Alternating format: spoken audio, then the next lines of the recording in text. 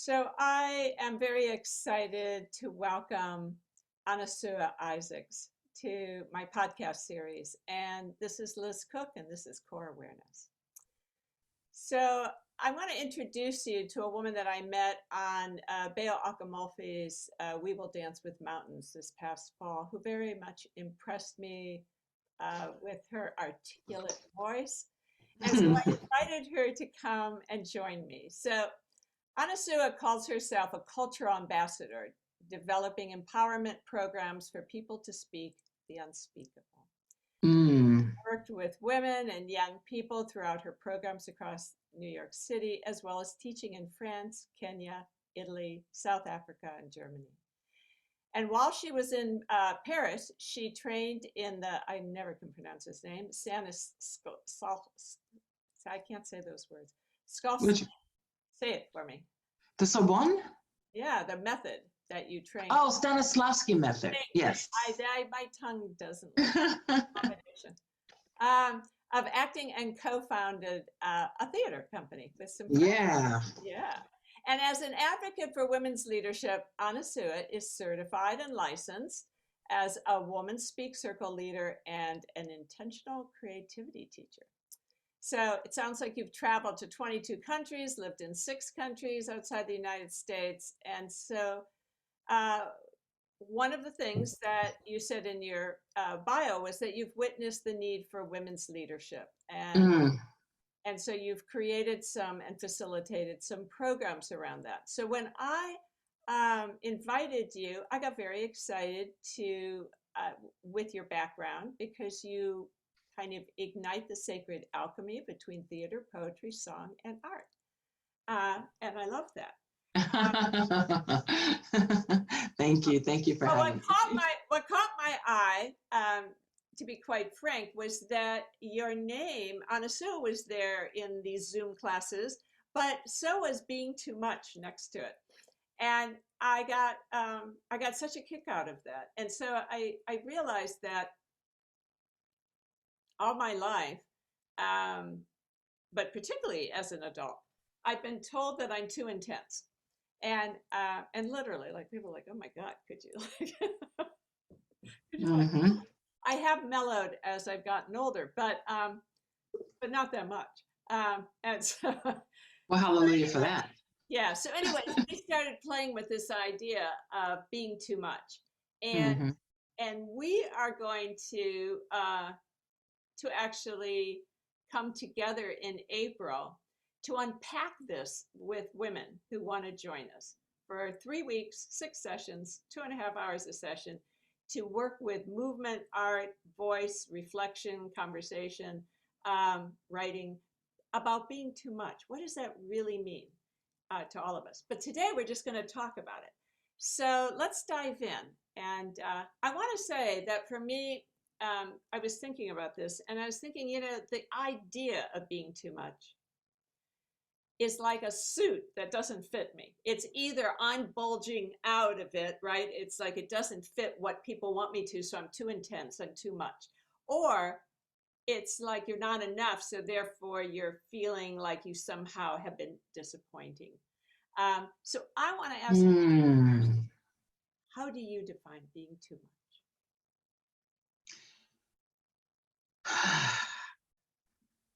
Well, I don't define it.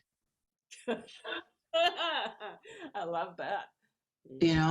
I know what has been said to me, and I know what they meant by it, and I know how they use the term too much, with the intention of shutting me up or having me toned down. I even had a friend who used to say when I talked, like, bring it down. And I'm like, I'm a grown woman, she's a grown woman. Why is she telling me to bring it down? And it's just like I can't be with you at the level that you're being you at. And so I know that I've heard too much in terms of, I say too much. I say too much with too much passion. I say too much with too much intensity. I am too much intensity. Just in my being, I know I have had it used always in a way that is not always, okay, so there's no always, but mostly in terms of like, you're too much. I can't be with it. I can't handle it. I don't like it. I'm uncomfortable with it. I seem small next to it. So I need you to shrink some so that I'm comfortable again with you. Because at the size that you are being makes me feel very small, and I don't like how that makes me feel. There are some times when people have said it to me, Black men say, "Ooh, girl, you too much," which is like, ooh, it needed to be said. I wouldn't have, but I'm glad you did. So I have had it like that. It's like, ooh, you too much. You said all that. Oh, girl. But in the way of like, as a compliment, it's like, thank goodness somebody did. It wasn't going to be me. But yeah, oh, you did. Like kudos. So I've had that, and definitely, a little bit of in between as well. So why did you put it next to your name? Well, I put it next to my name as a conversation to me, with me, for me. So it's an interior conversation I'm having that people can see pieces of by seeing it next to my name, like here on the Zoom. But it was in a conversation that was being had between Bayo Akomolafe and Adrienne Marie Brown, where I understood for the first time how much I had been unconsciously imprisoned by that judgment against me of too much. Like I started to see how much, no matter how much I was doing my darndest to be my authentic self, in the light of that conversation and in the mirror and glow of that conversation, I got to see that even though I am more than most people are in terms of my ability to inhabit my skin, my own ideas, my own personality, my own flavor, I got to see it's still inside of a prison. So I've got more room in the prison. I've got to decorate the walls of my prison, but it's still a prison. And so first I saw that I was in that prison of, yeah, you can be too much, but not too much, but not too much, too much. And I'm like, oh, so I've been looking at, well, what level is too much, too much? I've been basing a lot of my choices and decisions on, okay, I'm giving myself permission to be too much. I don't care what they say, but not too much, too much. And I'm always gazing and from the spaces I'm in, how much too much I can go before I rackle someone or make someone uncomfortable. Sorry, I don't make them feel anything before someone tells me they feel that way. I'm not making them do anything. So I saw how much I was managing other people's emotions, and I saw how much I was allowing the concern for other people's stuff to dictate my expansiveness. So I'm sitting there becoming very aware that, wait a minute. There's the part that they did, but then I was like, I had to look in the mirror and say, whoa, what's the part that you did, Anasuya? Like, look what I did. I still put a wall around it and said, okay, I can be this much more than they say is allowed, but I can't be all of this. I'm like, why did I come up with that? I couldn't even understand my rationale behind that. And I said, well, I don't want to do that anymore. I don't want to be thinking about and worrying about and concerned about how much of me can they take. And I was really appalled that I had even allowed that. And so I just said, from now on, I'm just going to own too much. I'm going to be too much. And there's not going to be any limit to how much too much I'm going to be. And who can handle it can, who can't. It's okay. There's somebody for everybody. I am not for everybody. And that's okay. But I think I never learned that it was okay to not be for everybody. I never learned that it was okay to be me and have those people around me who could be in concert with me, not necessarily the same frequency, not necessarily the same level of too much, but just could be in concert with me at their level. And I'm like, yeah. And I saw that, I was in prison, and it was a prison that they constructed around what is too much. But I still had the keys to my own cell. That was a shocker. Yeah, the door. And then as running through the hallways of the prison trying to get the hell out of there, I saw that I had the keys to all of the different doors to get out. I'm like, oh my God, I've always had these keys. I've always had the keys. So yeah, my saying Anasuya Too Much ATM is me claiming my freedom papers. Those are my emancipation papers that I gave to me, because actually no one else can give it to me. No one else could set me free. No one else can declare me free. Only I could do that.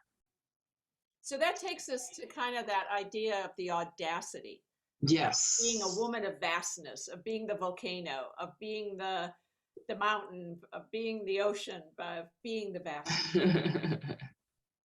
Yeah, it does. I want to talk about Alan Watts, because you sent me something that I mean, you know, obviously I'm the age of Alan Watts, so like I get it, but when he talked about the void in this particular conversation that you sent me, and the blackness of space, he brought in this whole concept of the invisible, what holds us, and that vastness, this audacity of woman, you know, is the blackness. And he said, you know, God is a Black woman. You know, and so I want you to speak about that vastness, because it connects to the womb of a woman.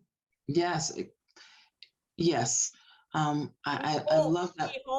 We hold life. Yeah, it's such a beautiful journey he takes the listener into, the person who is participating in that conversation, which is the nature of God. And he's talking about it. So he shocks them at first by saying, you know, the astronauts who went up to the moon, when they came back, they were asked, hey, did you see God? Because so many people have that idea of God's up in the sky, up in heaven. And the astronaut said, yeah, and she's Black. And so he starts to, you know, like rattling the cages right off the top. I'm like, oh boy, I know that's not where he's going to end, but I don't know how many people are going to check out at this moment and don't hear a thing that comes afterward. But what I love about the journey he takes people on is he slowly peels back what that means and why it is so. It's fascinating because he talks about there is the invisible space, or the negative space. If you're talking art or photographs, you have a negative that you can't have a positive, which is the actual photo, without the negative that produces it. So he's talking about the negative of the photo that we see of the visible world that isn't possible without the negative, which happens to be Black. So there is a Black force of energy, dark matter, that is all that is energy, that is all that is space. But it also is as above, so below. It's also a reflection of that which is on Earth, which is the Earth itself. When you get off the surface, when you get to its negative space, it's pitch black, it's dark, it's moist, it's rich, it's full of minerals, it's full of life forms, it's full of crystals, it's full of everything that the Earth needs to produce life, which could be food, which could be the food for animals, which could be the oceans. It has everything it needs to produce the oceans and hold it, and hold the seas, and hold the mountains, and hold the grass, and hold all the crystals and minerals. It has everything. And that's also Black. And that which holds life in the form of humans, or even life in the form of animals. I mean, they're all animals are in some kind of sac, some kind of liquid sac. Even caterpillars have to go back to their liquid form, liquid blackness, in order to produce that which becomes wings, which becomes the butterfly. So everything has to go back to Black to exist, or to rebirth itself, or to begin again. You have to go back to Black. And that's what he's talking about. He says the substance of all things is Black. And I love how he defines that substance is, sub is under, and stance, that which is standing underneath and holding everything up, is Blackness. It wouldn't exist unless the Blackness was holding it up. and allowing it to come forth as something different, and allowing it to come forth as yellow or as white or as green, is letting it come up, but it springs from a Black seed, a Black root, a Black earth, a Black space, a Black amniotic fluid. So yeah. So this idea of women carrying that, I so understand that as a woman, the power of my own womb, and that in this modernity that we live in, how women are reduced.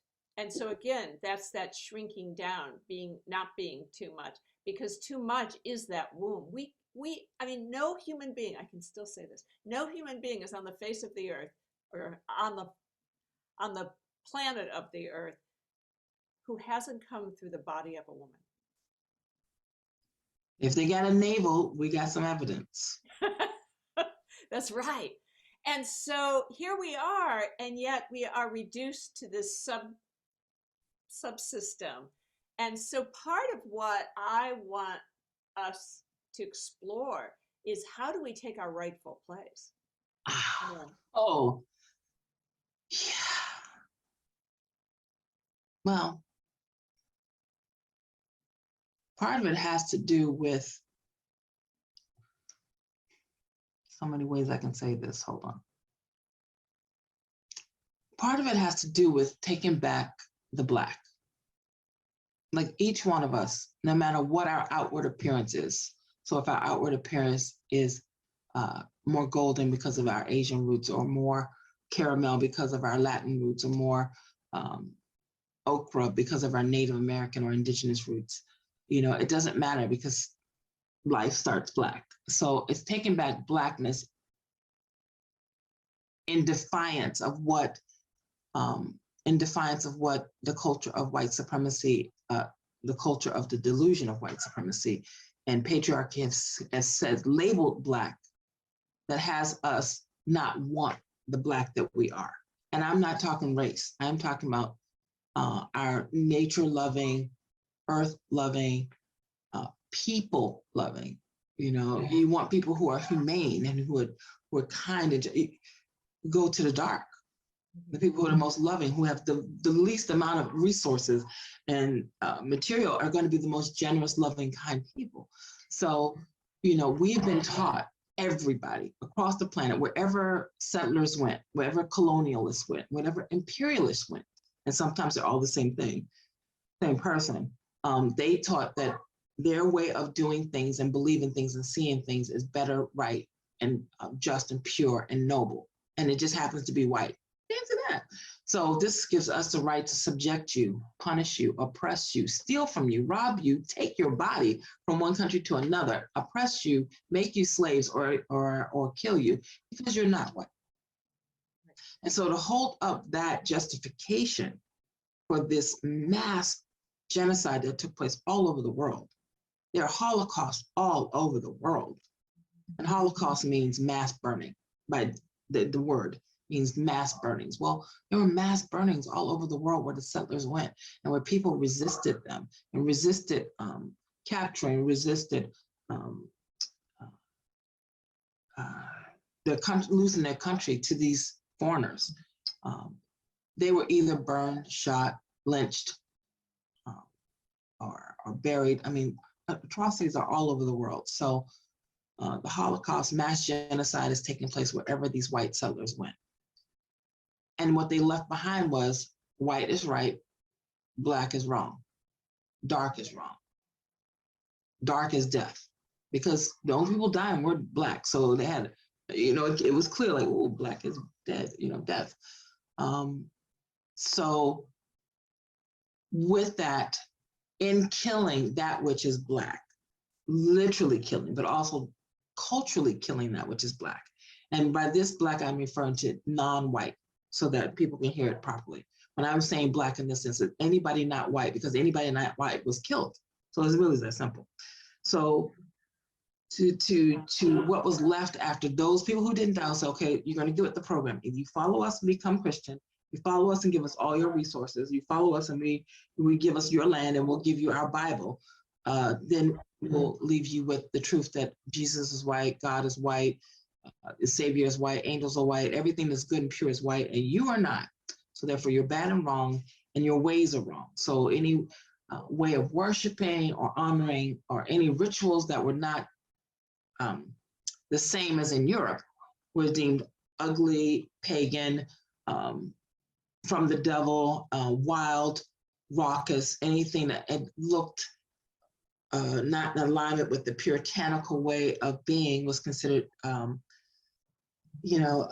devilish. So, a Black woman, brown body, orange body, yellow body, red body, all those bodies look very different from European women. Completely. I want to pause you there because this is a piece that I know I've been working with, because when I wrote my book Stalking Wild SOAS, Embodying Your Core Intelligence, and I was looking at the word wild. Wild has a negative term, right? So because men decided that, right? So even though my heritage is white, colonizer, European, within my own, and Pat McCabe takes us back into that. There's the witches and the burnings and the torture that happened to women who didn't follow the same. So even in a white woman's body. So I want to take us to something, because I feel like this weaves us into this idea of being too much. Yeah, for sure. I'm reading God is a Black Woman as a book, and it's by Christina Cleveland, and she's a social psychologist, and she quotes Jungian therapists and Kentadora Clarissa Pinkola Estes, who I've studied with and been with, and I find so profound her stories. And one of the stories she brings to this book is the story of her grandmother, old Catherine, who's rural, poor, immigrant woman of color, but who loves the Black Madonna. Okay, and she has these different fires going on to cook the food and have the water for cleaning and to keep warm. And in the ashes, Clarissa talks about her grandmother looking for the ashes that represent the Black Holy Mother, because she would find pieces, right, that would have the shape of a woman's body. Oh, I love that. Yes. And she says, this Black Holy Mother, this is what Catherine says, this Black Holy Mother carries wisdom and knowledge and understanding about repairing the land and making things grow. Taken from the fire, she was burned, but she was not consumed. Ooh, I love that. Still here. We are still here, and we still hold our holy shapes no matter what fire we have passed through. So I'm hearing there's two pieces I want to talk about. One is the reality of Black women. You're holding this, Black Madonna in, the womb, the earth, the symbology of all of that, and you're living in a world that does not what the reality of being Black, especially here in the United States. We're both in the United States. So how do Black women see being too much? Like you mentioned, like some of your friends, some of it's like, hey man, you're great, just the way you are. And so across kind of a cross-cultural, can we speak to that? Because I know that part of that puritanical training, the historic, even though I wasn't raised that way, even though I come from a very poor working class, farm class family, okay? I come from a woman who is kind of wild and not, she couldn't be tamed and she didn't fit in and all of that kind of stuff. But still, I know that's my lineage, right? And yet I also know that women such as me, who knows herbs and knows plants and knows earth, was burned.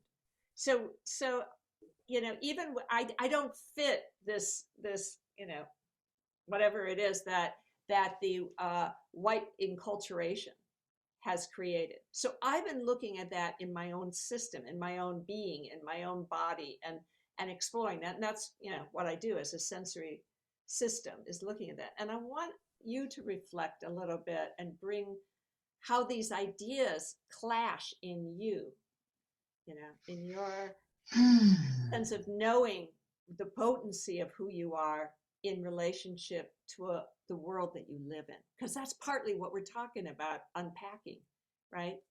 Yeah. Well, such a good question. I mean, well, it's not even a question. Such a good line of inquiry that you've just opened up, because that's what it is. As I was saying before about the stripping away of the Blackness of the people in their own country, on their own land, where they've been for thousands of years. Yes. That was the attempt to remove their wildness, because they were savages. They were savages and they had to be civilized. And so how do you civilize a savage? You take away their wildness. You take away that which is so unfamiliar. You take away that which is not white, which is their Blackness. And I mean Blackness as in non-white, not in Africa, even though that's there, but it also happened in New Zealand, it happened in Australia, it happened in the Fiji Islands, it happened everywhere. So to civilize them, they had to strip away that which was wild and Black and indigenous. So that meant the singing, the boisterous dancing, the comfort in their own skin, so they didn't have to cover it up. They didn't have to hide it. They weren't wearing bras. Oh my God. I mean, you have to remember, these people came from a land where the women were covered up to their neck. They were covered up to their finger toes. Their heads were covered. You know, they only saw women's faces. So here these women were just in skirts or not, with no bras, no shirt, free, doing everything, feeding their children, cooking, dealing with the the plants. I mean, they were doing everything comfortably with no clothes on or very little. So these are just uncouth, savage people. What is with them? So they had to have it stripped. So their religion had to be taken, because that was their connection to their ancestors. That was the connection to their gods. It was the connection to the source of their power. So the only way they could take away their power and subjugate them on their own land, okay, it's different from what they did to African Americans, which they took us from our land and put it in a foreign land. So it's harder to navigate a resistance and a rebellion in a land you don't know. But these people were on their own land where they had been for thousands of years. So you got to imagine the kind of oppression they had to do to get people to subjugate on their own land, give up their own language, give up their religion, give up their connection to their ancestors to survive. Not because they said, oh, I like yours better. No, they're like, or we're going to be even more of us killed. We have to survive. We have to get past this. We have to live through this. Somehow we're going to get rid of them. And they did. 300 or 400 years later, they all got their independence. But it took something. For 200 to 300 years, they were living under this heavy stripping of their wildness, stripping of their Blackness, stripping of their power. Because everybody's power source is in the Black. Your power source is an electrical grid, which comes from the water and earth, you know, that combination. So everybody's power source is under the ground. So if I cut you off from your grid, if I cut you off from your power source, if I cut you off, then you cannot stand up. And if you can't stand up, you can't fight back. And you know from your work as a somatic that you have to be, we people have to be grounded. We have to get grounded first. And that's connecting our first and second chakra back down to the earth, back to the crystal grid, down at the core, Earth's core. If we can't do that, we cannot what? We cannot stand up straight. Our heart doesn't open up and our voice is shut down. So it's a direct correlation. They knew they had to get rid of their power source by disconnecting them from the earth. So they had to make the earth bad. They had to make the earth wrong. They had to make everything that comes from it, which is your land of your ancestors. Well, let's destroy it. Then they don't have that anymore. Okay, well, they can still call their ancestors in their songs. We'll get rid of their songs. Well, how do you do that? Give them another language. They can't call their ancestors in another language. Oh, yeah, that's good. Well, what if they dream it? Well, we'll get rid of their dreams. We'll give them something else. You know, so it was a constant stripping away of the savage, of the wild, of the one connected to the earth, to their ancestors, to their truth, from their understanding of their oneness with the all. They had to take that away from them, to subjugate them, to take over, to steal from them, to steal them. They had to do that. So rewilding is us consciously choosing to get back what was taken from us, to get back to our true nature, to get back to our original voice. And we haven't heard it because we've been so disconnected from the earth. We're all in a new land, right? The only people who are not new to this land are the Native Americans, that we tried to kill all of them, but we didn't. So all of us are in a strange land. All of us are foreigners. So we're all disconnected from our ancestral roots. Mm-hmm. Now we've made new roots that are maybe 4 or 5 generations, and many white people are only here since the 20s and 30s, so they have less generation. But people like me who've been here 7 generations, you know, my roots go back far here, but they're not my real roots. My real roots are in Africa. So we've had to fashion a way of recreating our wild, savage, indigenous, authentic voice and religion and connection to the all that is in a strange land, which is why that song, How Can We Sing in a Strange Land, you know, by the rivers of Babylon. Yeah, because you're not singing the land, and that's, you're not. We're singing our new one. It's our way now to sing, is to make this land ours, to make our connection to it. And it was much easier before technology and the advent of cement and cars. It was much easier to be connected to land because everybody was agricultural. You weren't agriculture, you weren't eating. So it was real simple. So everybody had to be connected to the land. But the slaves are more connected to the land because we were producing all the goods and services that country needed. So we had to have a way of singing to the earth and making things grow. We had a way of speaking to the plants and making them grow because we needed to survive. Well, and you were brought to this country not because you were slaves, because you were wise, and you we weren't slaves. Many gifts that allowed those who came here to survive, the white colonizers to survive. So it was, you know, it was your own body of knowledge from your earth to here that kept everyone else going. Yeah, it was. And, you know, you're right to say that slaves were not captured. No, people who were taken were not slaves. They were the scientists. Yeah, they were the scientists. They were the holy people. They were the shamans. They were the artists. They were the teachers. Those people got taken, and all of their wisdom and their knowledge was taken with them. And if they survived the horrific Middle Passage between Africa and the Americas, if they survived that, then they were sold on an auction block, and that's when they became a slave. They weren't a slave until they were on the auction block and sold. They were just captive people before that. And so, but these people knew how to grow things that didn't exist in America. So watermelon didn't exist in America. Okra didn't exist in America. Rice didn't exist in America. There are many things that they found, the whites found in Africa that they wanted, but didn't exist where they were going. So they brought slaves who knew how to work with rice and melons and okra and yams and sweet potatoes, all these things that they took from Africa and brought over here. They brought the slaves that would know how to grow it here. They brought the seeds and said, work it, make it work here. And that's what they did. But it's not these things, many things that are not indigenous to the Americas that came with the slaves, and they intentionally took those human beings because they had that expertise, they had that knowledge, they knew what to do. Because the Native Americans here didn't know those foreign items. So yeah. And that's suppression. That's suppression. Oh, I'm getting a echo. That suppression and that total devastation throughout indigenous nations is the land we live on now. So as women here, and whether women that come to this class are in Europe or anywhere else, we're working with concepts that are about decolonizing, about claiming, about rewilding,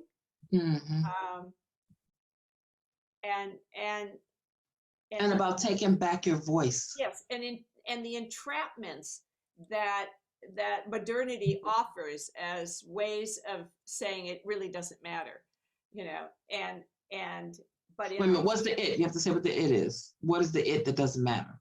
the soul. And so You got to be specific with that. yeah. So to me, you can't buy my soul. You know, I mean, I think I was packaged to have that happen, but there's enough wildness still left in Liz, innately, that Hallelujah. yeah, hallelujah, that has been you know, that I've been cultivating. Well, no, cultivating, so I don't want to cultivate. I've been acknowledging or accessing or tracking is actually how I think of it. I track the wildness within myself. And in that, I have a voice and I'm seen as too much. But I'm also innovative in my capacity to survive, but more than survive, thrive. So when we're unpacking this, and we have two different very experiences, and yet we're both women, we share that in common, and we share the suppression of a patriarchal, capitalistic, colonized country that is lost, as it is lost all over the world. Because you know, when I recognize that my roots go back to 1723. Okay, your roots where? Here in the Okay, in America. Thank you. So America. So my lineage on my father's mother's side goes way back.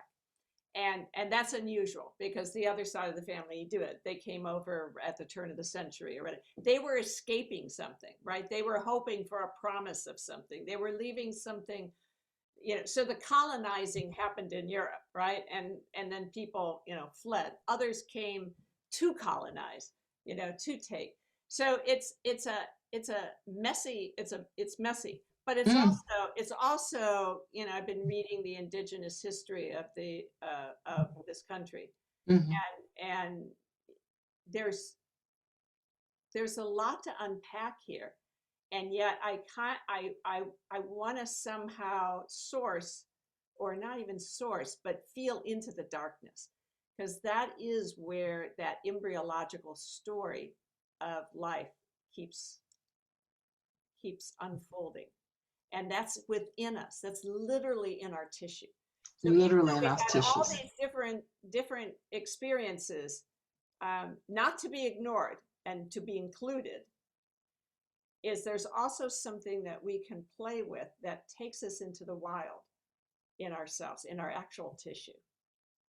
And I think it adds or supports this idea of, you're talking about dropping into the earth. Mm-hmm.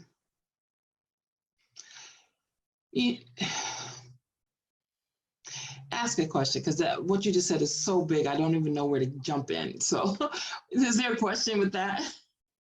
There isn't, except that I guess the question I have is that if, as women, we hold something of that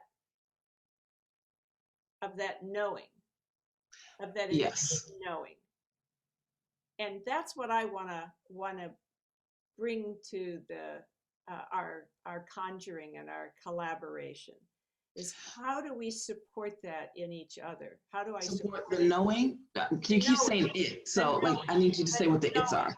The Okay. direct knowing. So I call that direct perception. In other words, I don't have to think about it. I actually know things. And I know things because my cells are, you know, millions of years old of elemental being, you know. So in a living organism, I'm taking it to the earth. Okay. That's how I handled a lot of it, is as I took it to the earth. So I just landed on the earth and allowed this process of unfolding to return to my system, to be able to actually access myself as an animal, as a body, as a being, as an organism, not necessarily human. I've left the kind of human scenario a little bit to access that, but it's made me more human. It's made me more compassionate. It's made me more available. It's made me more outraged to stand up and speak and come forward. You know. So I don't necessarily have a question. It's a dialogue for me right now. No, I get that. How are we going to work together with this? Okay, thank you. So there's a question. Okay, so you know, what's really important is awakening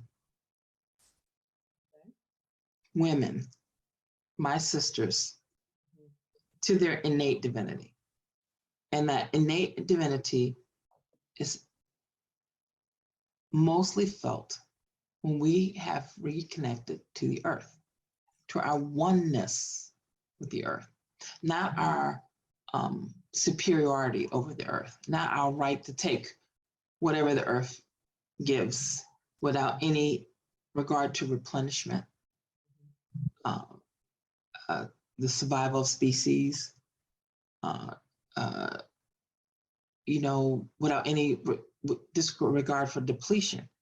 You know, when we are working back in concert with our own self, because we have been brought up, we have been reared, we have been trained, and we have been miseducated to be at war with ourselves.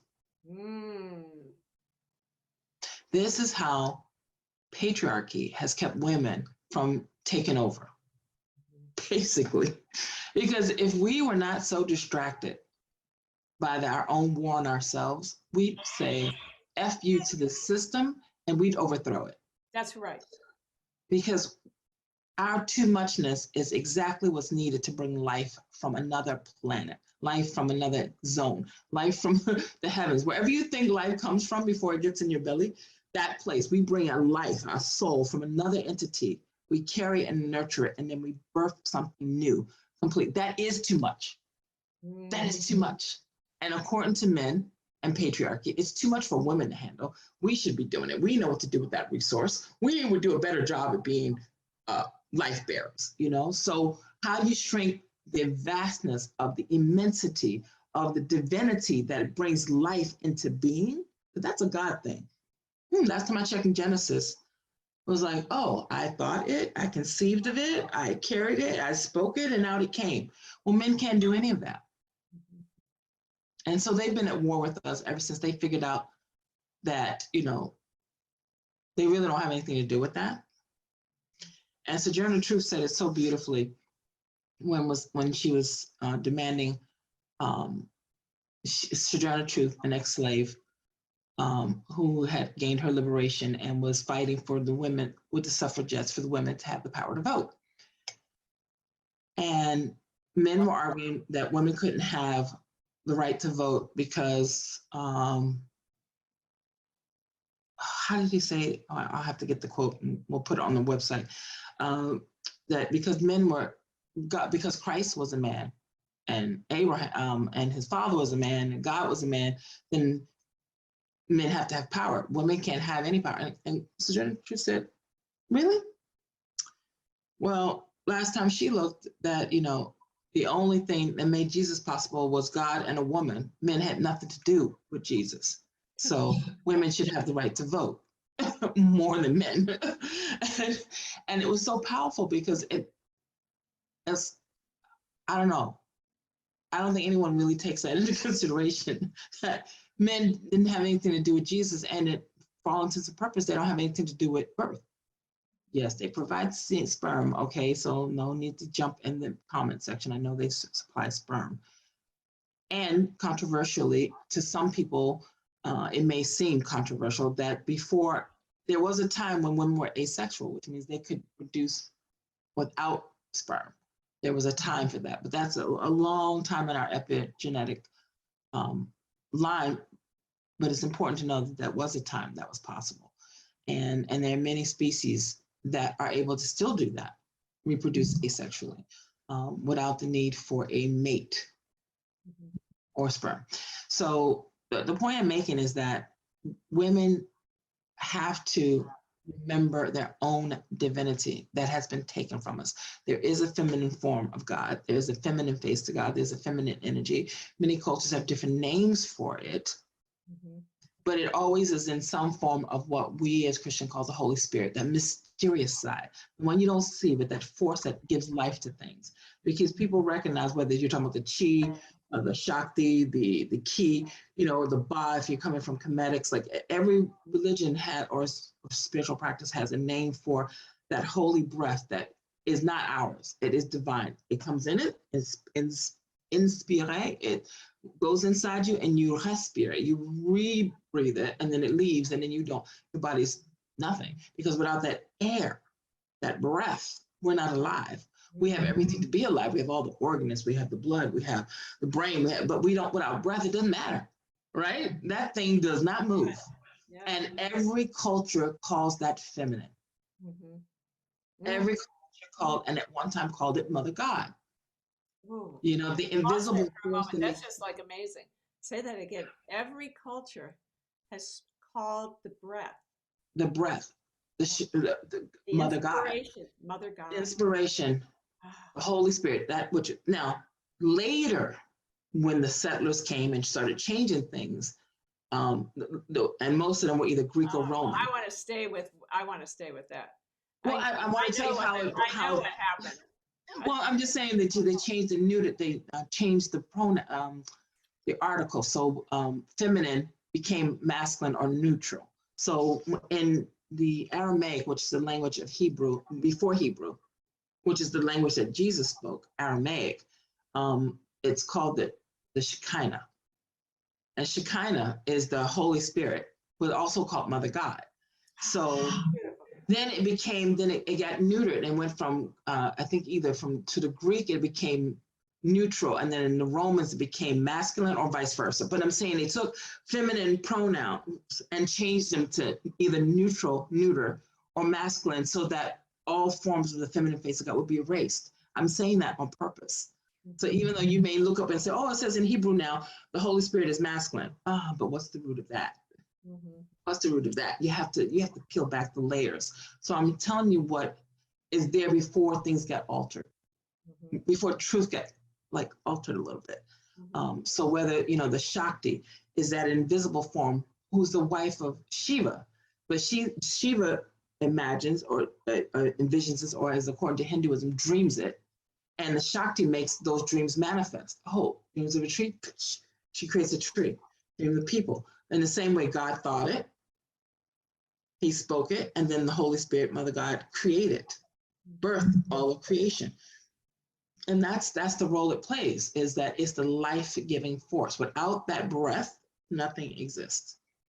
And so when women remember that we are the source of that life, literally by giving birth to it, so we are the source of that life, but we're also the source of life through what we say. We're constantly birthing new things through what we say, but unfortunately, without understanding the power of our voice and the creative manifesting power of our voice, and it really isn't even manifesting, it's woman-festing, as in WOMB. We're birthing something through our voice. But because we have been colonized, because we have been holding the key to our own cell in the prison that we put ourselves in, because we don't know that that's happening, we are speaking the world, but we're speaking our own oppression. We have become, misogyny has become internalized, just like our racism has become internalized. Yes. So we are now our own worst enemies. And there's so many women who will fight you to the death in defense of patriarchy. And they don't say it in those terms. They'll just say, no, this is the way my daddy was, and this is the way my uncles were, my brothers are, and I'm all for it. They're right. So they're fighting for what they know. They fight for what is familiar. And familiar means family, that which is close, they know. Familiar is your family. So yeah, they're not going to go against the misogynist, patriotic, paternalistic entity because it's familiar. That's like going against their own father. Can't do that. But he's not doing anything for you as a woman. Don't be ridiculous. My daddy loves me. Yeah, but this particular person who you think is like your father is doing things that are against your best interest. I don't want to hear it. You just crazy. So, that's how that rolls. So I want to bring this back to, because we're going to close soon, and it has a lot of rich pieces to it. Mm-hmm. And I feel like we're right at this transition where um, what you've just said really is landed in being our own worst enemy, Mm. you know, and how much we have to kind of keep encouraging women to show up for themselves and to To love themselves, to fully love who commit they to are, themselves. So in some to ways, being too much is not really too much. It's simply being you. being who you were before you were shrunk. Yes. And how we are at war with ourselves is that not only are we trying to not be too much, not be too loud, not take up too much space, not say too much, not offend people, not be too scary, not to be too proud. I mean, sorry, my alarm clock is going on. We've been taught not to be like a lady should be quiet. She should be demure. She should only speak at certain times. You know, we've been taught all these ways to be that are not us, that are not who we are. You know, and at the same time, we're taught, well, you're not enough. Wait a minute, you just told me I was too much. Now you're saying I'm not enough. Yeah, you're not. You're not smart enough. You're not tall enough. You're not pretty enough. You're not good enough. I mean, we have all these ways that we're not enough. Not good enough, not smart enough, not tall enough, not pretty enough, not blonde enough, not big boobed enough, not this enough, not this, you know, we have all this not enough and too much all the time. So we have these conflicting dictates on how we should be, and we're buying it. Yeah. Like, you know, I'm doing everything to get thin. I'm doing everything to get fatter. I'm doing everything to get taller. I'm doing shorter. I'm doing everything to be louder. I'm doing that. We're just completely at war. And what it is, we're so distracted by trying to fit the male gaze and fit in what we're supposed to be, that we are not seeing how much we're being robbed and denied and oppressed. We can't see it because we're so distracted by the shoulds. And not enough too much is running every aspect of our lives. And it's not, and it's so ingrained in us that it's our own voice saying it now. We don't even need the men to say it. We don't need white supremacy to say it. We don't need patriarchy to say it. It's so ingrained in us that we're just on automatic pilot and we're just doing it. We're just running that conversation all on our own. Mm-hmm. So this course is important for us to remember who we were before that tape got stuck in there, before it got stuck on rewind. There was an us before that. We did not come into this world imprisoned. No, we did not. And I mean, you know, it starts very young. It starts really young. But many women I know remember feeling a sense of freedom of being themselves, and others don't. So I think we're going to be working with a different group of women, but I think the common thread is that we all want to see, we want to unpack this for ourselves. Mm-hmm. Where do I hear that voice in me? Whose voice is that? You know, have I given my authority to something that is actually a prison, or, you know? Well, the main thing we hope that everyone will accomplish inside of this journey we're taking them on, because it's such a brief time, 6 sessions, is even the ability to discern that it's not their own voice. That would be huge. Yes, because it sounds like them. Yes. It sounds like something they believe. It sounds like something they would say. It's in their voice. It is in their voice. It's not just sounds, it is in their voice. But what we want, our aim is to have them discern, yeah, but not. Mm-hmm. It's the imposter. Now that's the real imposter syndrome. Mm-hmm. It's the one that tells you you're somebody other than who you are. Mm-hmm. That's the imposter. Yeah, so the imposter's voice is very loud. And so through the art, through the dance, through the poetry, through the somatic exercises, through some of the theater part we're going to be doing, we're going to use a very creative way of helping us to remember who was before the voice, who was there first, that original us. You know, as we clear away the obstacles in our first and second chakra, we do some healing of those wounds. We do some restoration to our heart chakra, and we open our voice back up again. And then we're going to hear who was there. I don't know who was there before. Yeah, we don't know. We don't know who's going to show up. We're just going to help you open up your own doors. Each door of your own prison, we're going to help you open up and then find out who's really out in there. Because it's time you meet her. Yeah. It's time you meet her. Sounds great. I'm looking forward to it. Thank you so much. We're going to have a ball. This is going to be fun. Thank you, thank you, thank you.